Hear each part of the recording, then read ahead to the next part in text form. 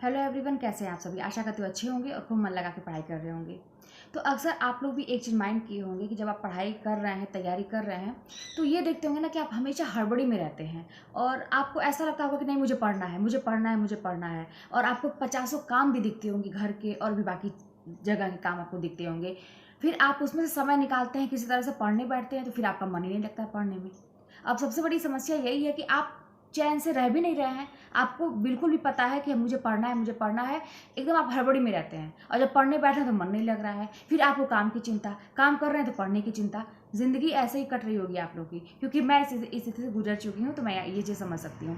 अब ऐसी स्थिति में क्या ऐसे ही जब करेंगे तो हमारी पढ़ाई हो पाएगी? बिल्कुल भी नहीं हो पाएगी। कई साल निकल जाएंगे ना, लेकिन आप देखेंगे कि आपका कोर्स तैयार ही नहीं हो रहा है। आप कई साल से मेहनत कर रहे हैं, लेकिन वो जो एक इतनी मोटी किताब है ना, वो भी आपका तैयार नहीं है। अगर उसमें से कोई क्वेश्चन करे तो आप आंसर नहीं बता पाते हैं। हाँ, कुछ इंपॉर्टेंट क्वेश्चन आपने रट लिया है, आप उसको बार बार रिपीट कर रहे हैं, तो वो आपको मतलब दिमाग में बैठ गया है। लेकिन कहीं कहीं से कोई घुमा के क्वेश्चन पूछ रहा है, अंदर से क्वेश्चन पूछ रहा है, तो आप वहाँ पे अटक जा रहे हैं। यानी कि कुल मिला के आपका सिलेबस करना कंप्लीट है, ना कुछ तैयार है। आप बस हड़बड़ी में जी रहे हैं। काम कर रहे हैं तो काम में नहीं मन लग रहा है पढ़ना है, और पढ़ने बैठ रहे हैं तो आपको काम करना है। यही चीज़ें हैं।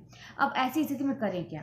जानते हैं, मन तो हमारा बहुत चंचल होता है। ये आपने आज से नहीं, हम लोग बचपन से सुनते आ रहे हैं कि मन बड़ा चंचल होता है, उसको हमें कंट्रोल में रखना होता है। लेकिन ऐसा करना बड़ा मुश्किल होता है ना। लेकिन इसका एक टेक्निक है, जो इस टेक्निक को समझ जाएगा वो आराम से अपने मन को कंट्रोल कर लेगा, पढ़ाई करने लगेगा।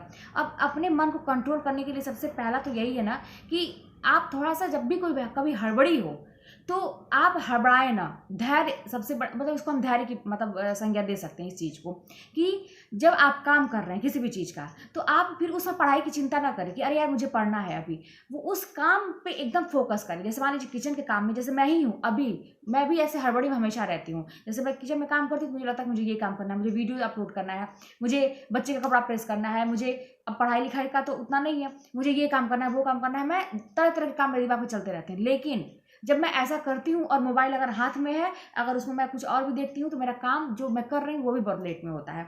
तो मैं क्या करती हूँ, अब क्या करती हूँ कि जब भी मैं उठती हूँ, टाइम देख के उठती हूँ किचन का काम करने के लिए, और एकदम डिसाइड कर लेती हूँ कि आधा घंटा, पौन घंटा, जो भी है, इतनी देर के अंदर मुझे वो काम फिनिश करना है। और बड़ी तेजी से, उसके बीच में मैं ब्रेक बिल्कुल भी नहीं लेती हूँ, तो वो काम उतने टाइम में एकदम फिनिश रहता है। उसी तरह से पढ़ने के लिए है। जब मैं पढ़ाई करती थी तो इसी तरह से मैं आधा घंटा, पौन घंटा बस पढ़ाई, तो पढ़ाई उसके समय मैं काम बिल्कुल भी नहीं सोचती थी। भले वो काम हर्ज हो रहा है तो क्या हुआ, मैं ये सोचती थी कि चलो पहले ये अभी का काम है, जब मैं उठूंगी तो वो काम फटाक से मैं कर लूंगी। और जानते हैं, जो मन चंचल है ना हमारा, क्यों इधर उधर भटकता है, पढ़ने में हमारा मन क्यों नहीं लगता है? क्योंकि हम 10 चीज़ें एक ही समय 10 चीज़ों को हम सोचते हैं। अब आप खुद सोचिए कि हमें ऐसा लगता है ना कि हम असफल क्यों हो रहे हैं, बार बार हम प्रयास कर रहे हैं, क्यों मेरे साथ ऐसा हो रहा है।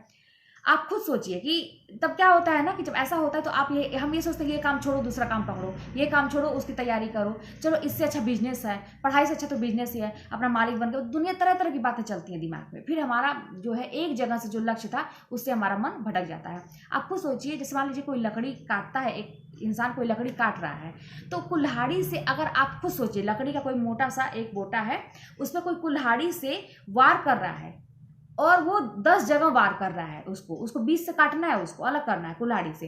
अब वो 10 जगह इधर उधर वार कर रहा है बार बार, तो क्या वो लकड़ी कभी कटेगी? कभी नहीं कटेगी। उसको पता नहीं कितने साल लग जाएंगे, और वो उस लकड़ी का छोटे छोटे टुकड़ों में मतलब एकदम बिखर जाएगा, लेकिन वो अच्छे से कटेगा ही नहीं, कभी नहीं कटेगा।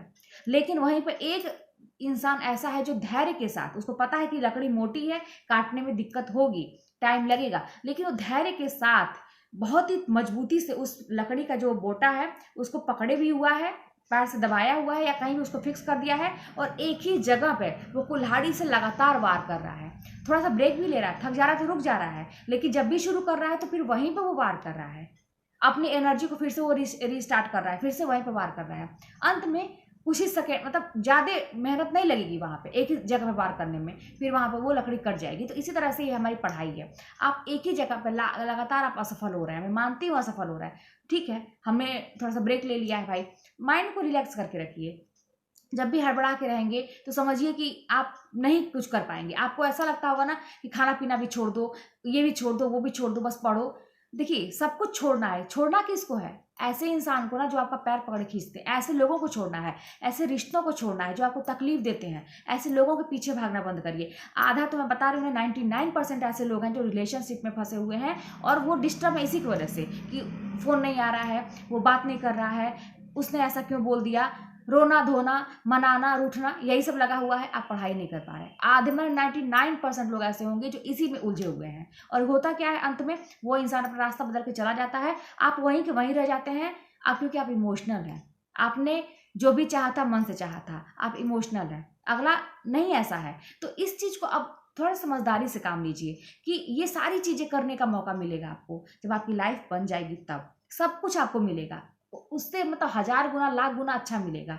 लेकिन जब लाइफ बन जाएगी तब हो सकता है कि जब आप सक्सेस हो तो वही व्यक्ति जिसको आप चाहते हैं वही वापस आए, क्योंकि समय जानते हैं ना बहुत बलवान होता है। कमजोर इंसान के पास कोई भी नहीं जाएगा। हाँ, आप मजबूत बन जाएंगे ना तो सभी आपको पूछेंगे। तो ये इन चीज़ों को समझिए कि अभी हमें करना क्या है। इन चीज़ों में उलझ के अपना समय बर्बाद करना है कि आगे बढ़ना है। तो बस इतना जान लीजिए कि पढ़ के अगर सफल हो गए तो आपकी पूछ इतनी बन जाएगी कि आपको किसी से अपनी मतलब कहते हैं ना कि आपको मतलब अपने मुंह से कुछ बोलना ही नहीं पड़ेगा। लोग खुद अपने आपके पास आएंगे और आपसे तरह तरह की चीज़ें पूछेंगे कि तो मतलब जैसे होता है ना कि आपसे राय लेने के लिए आएंगे या कोई भी चीज़ है कि आपसे सजेशन लेंगे। आपके पास खुद ऐसे व्यक्ति आएंगे। तो आपको किसी भी चीज़ की चिंता नहीं करना कि आगे मेरा क्या होगा, मेरी कहीं इज्जत नहीं है, वैल्यू नहीं है। अपनी वैल्यू तो खुद बनानी पड़ेगी। और वही बात है कि आपको छोड़ना किसको, ऐसे रिलेशन को छोड़ना, ऐसे लोगों को छोड़ना जो आपका पैर पकड़ खींचते हैं।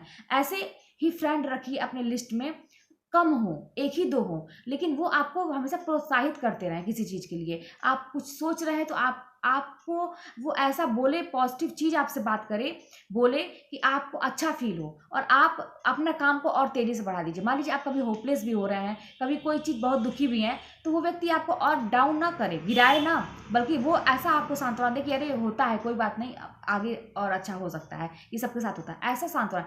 वो फ्रेंड हो सकता है कि अच्छा ना हो, अच्छे घर का ना हो, गरीब घर का हो, कोई मैटर नहीं रखता है। लेकिन बनाइए तो ऐसे ही लोगों को अपने लिस्ट में रखिए जो आपको रिलेशनशिप में भी, और ऐसे रिश्तेदारों को भी, ऐसे अपने भाई बहन को भी, और ऐसे कोई भी ऐसे लोग हो जो आपको प्रोत्साहित करते हैं, जो आपको आगे बढ़ने के लिए प्रेरित करते हैं, उन्हीं को अपने लिस्ट में रखिए। आप बिल्कुल भी अपने मन को एकदम पत्थर की तरह कठोर बना के बाकी लोगों को अपनी लिस्ट से बाहर करिए। आप देखिए आप बहुत जल्दी सफल हो जाएंगे, क्योंकि आधा से ज़्यादा अपना हम समय बर्बाद करते हैं दूसरों के चक्कर में, रिलेशनशिप के चक्कर में।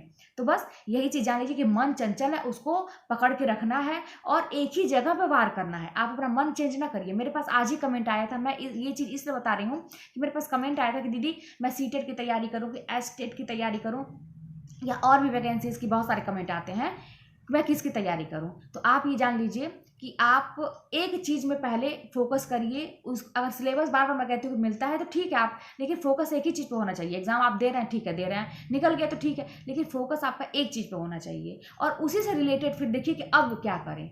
ये चीज़ मेरा क्लियर हो गया, अब हम आगे क्या करें। एक रास्ता बनाइए, पहले एक जगह पहले फिक्स होइए, और उसके बाद जब आप एक जगह सरकारी नौकरी पा जाएंगे तो फिर ज़िंदगी बहुत बड़ी है, आप बहुत ट्राई कर सकते हैं आगे। लेकिन पहले एक जगह तो अपने आप को स्थायी रूप से मतलब नियुक्त करना बहुत ज़रूरी है। तो फिर चलिए मिलते हैं नेक्स्ट वीडियो में। कोई बात होगी तो कमेंट के माध्यम से बताइएगा।